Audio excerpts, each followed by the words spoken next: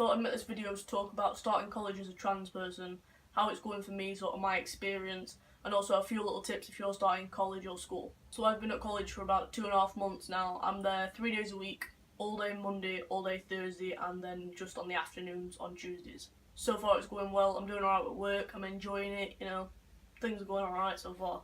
So the first thing that I really wanted to touch on in this video is that I didn't exactly go into college announcing that I was trans, as most people don't with daily life situations.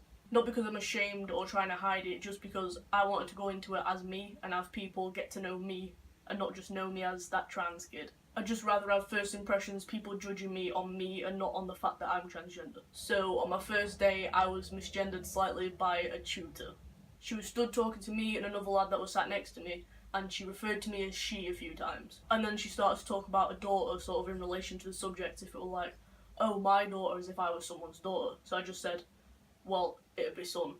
And she said, well, yeah, and then just carried on. So with very few words, just subtly let her know I'm he, and she sort of realised and just moved on, which I liked because a lot of people tend to dwell on it and just make it into a really awkward situation. Also, as with most schools and colleges, there's a strict anti-bullying policy in place. I found it reassuring that when I went to do my initial diagnostic assessments, that there was a little sign about it on the front desk. It just said that there you could report bullying or discrimination about race, religion, gender, sexuality and gender identity. It was good to see that the first time that I went in, because it just sort of reassured and settled me and let me know that they're really accepting and respectful, all that kind of thing, and that it's probably not that much of an uncommon thing for trans people to go there. When I went in to do my enrolment, I had to fill out some forms, and on the back of this booklet there was a question that read something like, does your gender identity align with the gender you were assigned at birth? And they were just yes or no tick boxes. And underneath there it had transgender female to male and transgender male to female.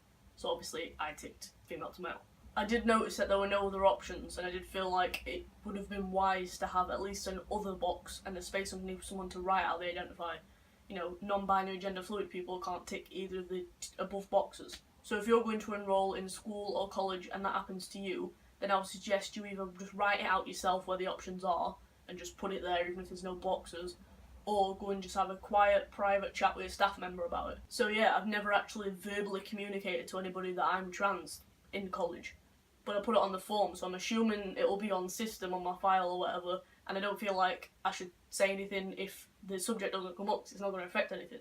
And on the forms, my gender was down as male because you have to apply online. When you do, you put your own gender in, so I put male because I'm male.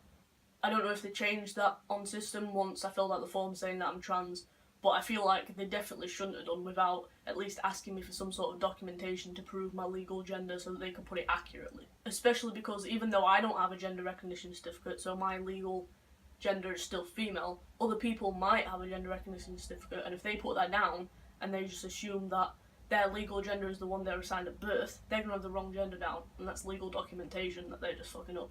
Yeah, so in terms of how it's going at college, everything's going fine. I'm settled, I'm used to all my tutors, I get along with them well, I get along with everybody in the class. There's a couple of people that I talk to more than everybody else, but I'm talking to the people and I'm settled and it's cool, I'm fine with everybody. Now obviously, as in anywhere that I go in life, I go to the men's toilets, and that's never been a problem. I pee a lot, so I go to the toilet probably, if I'm there for a full day, at least 2 times, up to like 5 times, during breaks and during lesson if I really need to. And there's almost always someone in there, either at the urinals or in one of the 2 stalls that they have, which is a bit crap. And no one ever looks twice, no one ever seems to think anything of it. And why would they? So if you're trans and you're going to school, college, or even work, just somewhere new, and these are just some tips that hopefully will make you feel a little bit more comfortable and just know what's going off and just keep yourself calm. So number 1 thing, if you get forms and they say on it, just write it down. Don't be ashamed. I didn't show anybody, I didn't sit right next to somebody. When I saw that question, I purposely moved to another table and just wrote it down so that nobody saw it. The reason you should put it down is because even if you don't want anybody to know, the staff need to know, and the staff can't say anything, they have to keep it confidential. Basically, if something happens, you want the ambulance crew to know your legal gender and to sort of know what's going off. So if you haven't had surgery, say if I collapsed at school because I have fits and blackouts and there was something wrong with my breathing or something like that, they might, because I'm male, they see me as male, everybody else sees me as male, they might open my top up or something, and then obviously I've got a binder on, they might try and take it off, and then exposure, that scares me a little bit. So it's like, you need to have that down need to have people aware so that that doesn't happen. Also, if you're trans and you identify as anything other than FTM or MTF, then either write down, like I said, write down underneath the options if it isn't there what you identify as, or just go and speak privately to a staff member. And you'll find that they're probably going to be very good about things. I had to bring my GCSE certificates with me, and they had my birth name on them because obviously I did them at school before I came out. I had to bring them and show them to somebody and have them photocopied as well, so I didn't want people to see my name on there, you know, and that's not my name now, and confuse things. So there were like 3 tables sat next to each other. You would sit with somebody, look through your certificates, make sure you got the right ones, and then you go and get them photocopied. So when I went to sit down, I just asked the woman if we could go and sit further away, I could just chat to her in private. So we went and sat at a table right at the back where no one else was, and I just said, you know, I got my name legally changed, these are my certificates, this is the DPOL certificate that I've got that says that old name to what it is now, my current name. And she was like, yeah, that's absolutely fine, you know, we'll go through all your things, we've got all these certificates, we'll get them photocopied, just ask the woman in private if you want to make sure that she doesn't show anybody or have them out on display. Went and spoke to her, she did it all nicely, made sure I was put them face down, gave them to me face down so no one could see. It was they were really nice about it, really good. And if you're worried about going to the toilets of the gender that you identify as, don't worry about it. Especially in places like college, I think there's not going to be that many people in the toilets. Like, I don't go to the main ones downstairs. I only go to the ones off the corridors of the classrooms I'm in. Because I know there's going to be a lot less people in there, and it just makes me feel more comfortable. It's easier to get to anyway. No one's going to be expecting somebody who isn't male or female to be walking in.